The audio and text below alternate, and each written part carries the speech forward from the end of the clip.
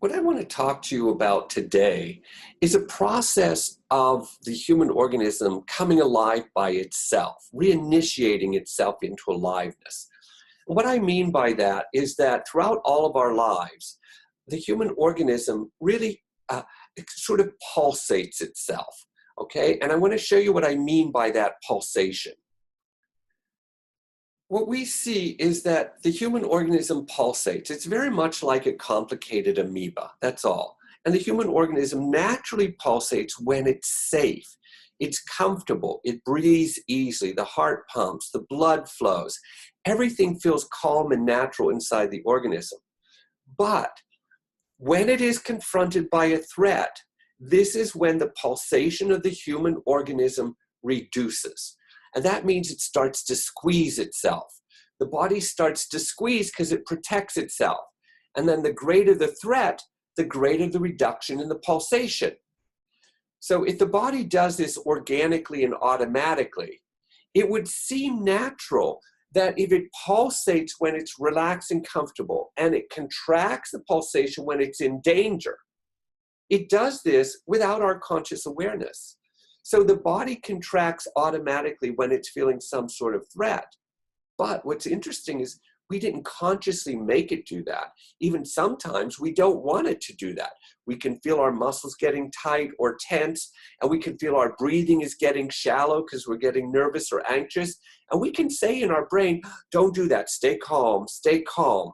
But yet the body doesn't respond to that because the organic pulsation of the human body really, for the most part, is not under control of the conscious brain. So knowing this, my question was, how do we restore the body's ability to repulsate itself without using the brain? We've all had contractions in life. Contractions come from stressors, they come from anxiety, whether that's psychological, physical, or emotional. They come from accidents, falling down the stairs, being in a car accident. They come from the natural threats of life, such as financial problems or struggling with our work and our boss.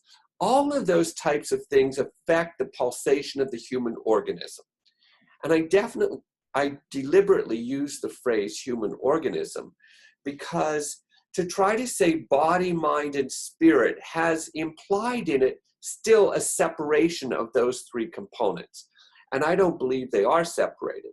We separated them for the sake of science and studying all three of those components separately. But that does not affect at all the human organism. It still pulsates as one organism. So it pulsates from its very basic sort of matter or material sense, where we feel the contraction, to its psycho-emotional state or ethereal energetic state, to even a greater pulsation of what we would call expanded consciousness.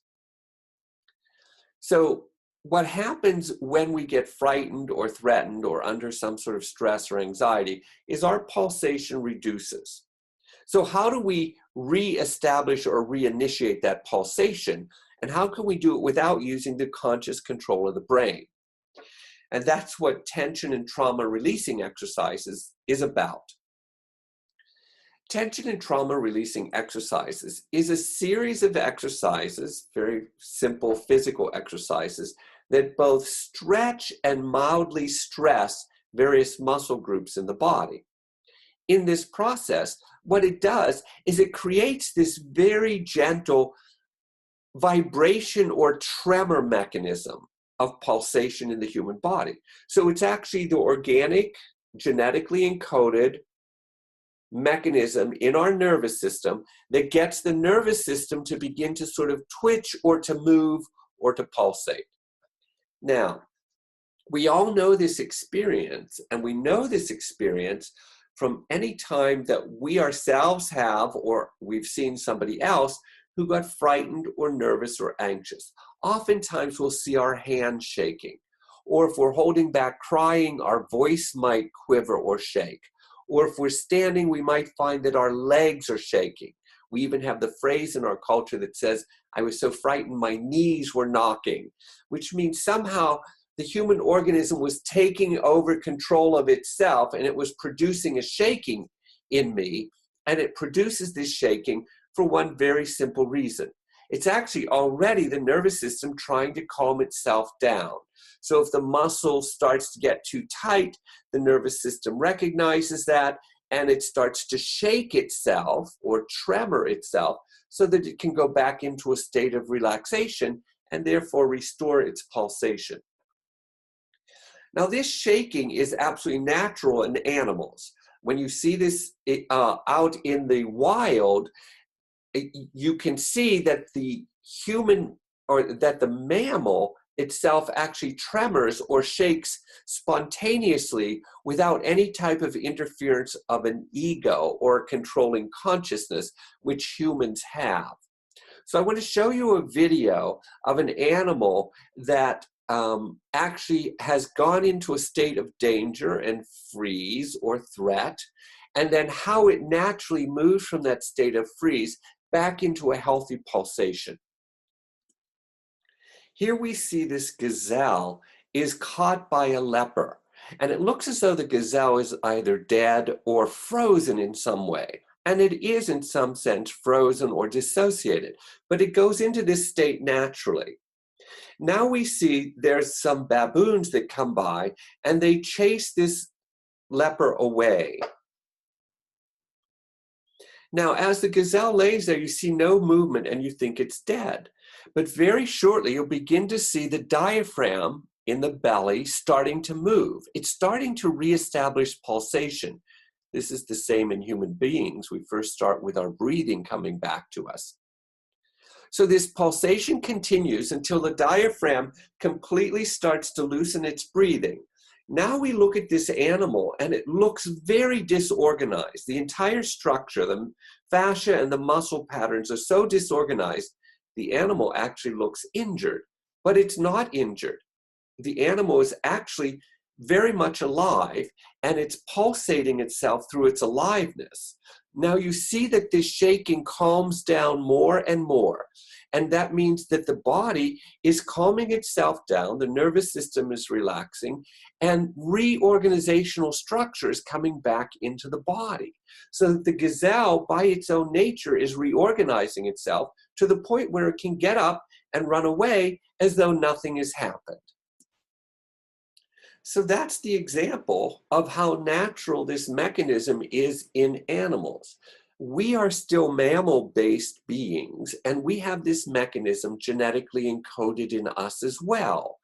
And so we have the capacity of when we feel nervous or frightened or anxious, we can go into a freeze response, we can go into a mild dissociation response, but afterwards we have the ability to come back out of that by using the same mechanism that this animal used. The only difference with humans is that we inhibit the mechanism, meaning when we shake, we don't like it because it's out of our control, and then we try to do something to put ourselves back into control, meaning we actually try to stop the shaking or stop the very mechanism that is trying to downregulate our nervous system and put us back into a healthy state of calmness and relaxation. But we inhibit it because we don't like it. Very much the same as we inhibit crying. If you watch a 2-year-old, they cry freely when they fall and they hurt their knee, etc. But the older we get, the more we learn how to control our behaviors and control our instincts. And so we end up stopping the control or stopping the crying through the process of control. So we actually inhibit crying, and crying is nothing but an overwhelm of the nervous system, and it's an emotional state of release or relaxation, meaning it will start to pulsate the diaphragm and chest cavity. It will produce the desired release to calm ourselves down. But we don't let ourselves cry. And as a result of that, what we do is we continue to hold on or hold into our structure all of the tightness and tension that's created by whatever the event is that is trying to produce the crying sensation in the human body. Nervous laughter is the same thing. Actually, we call it nervous laughter because when the nervous system gets highly regulated and we feel anxiety and we don't know what to do with it, we will often laugh as a way of bringing reduction from the nervous system and calming ourselves down. And at the end, we'll say, I needed that. That felt great. It was a wonderful release or a relief for me. And that's true, it was, but crying does the same thing. The tremor mechanism is no different than either of those. It's nothing but a natural release mechanism in the human body to calm down the organism and to bring ourselves back to a state of homeostasis or relaxation and calmness. Okay, now that we have seen an animal calm down and how it did it naturally, I want to show you the tension and trauma releasing exercise technique of how humans shake or tremor. And you can watch a human person go from a place of real tightness and contraction, and you can watch the tremor mechanism move through the structure to where this person goes into a state of relaxation and flexibility and pleasure. So here we see this person who has some shaking going on in their legs, but the rest of the body is quite still and rigid. But you're going to watch that shaking mechanism as it slowly starts to release the hips and the pelvis. And it does this all by itself. This person is simply laying there, giving enough time for the tremor mechanism to start to move itself through the structure. Now here we can see it's clearly starting to move itself up the spinal column. And it's doing this in an uninhibited way through central pattern generators that travel through the spinal column. So now we see it going up into the arm and into the shoulders and into the neck. So this human organism, just by activating its own tremor mechanism, is capable of pulsating itself back into aliveness. So now here you see what the human organism looked like at the beginning of the session and what the human organism looks like at the end of the session. You can see the stiffness in the beginning and the pulsation and the flexibility and the pleasure of a movable organism by the end of the session. This is how humans are naturally designed to pulsate. This is nothing that has to be done in any conscious type of way. In fact, consciousness would impede this because it's such an organic process of the primitive parts of the brain and the nervous system that you actually do not use consciousness for this to establish itself. And it's this consciousness that becomes the inhibitor for human beings to tremor naturally and easily in the same way that mammals do. So, if consciousness is the inhibitor, then what we want to do is go around the consciousness and therefore just use nothing but the physical body. So that's why tension and trauma releasing exercises is simply a series of exercises, because they evoke the tremor mechanism from a physiological perspective rather than a psycho-emotional perspective. That's what allows us to initiate them so easily and allow them to be so effective in us.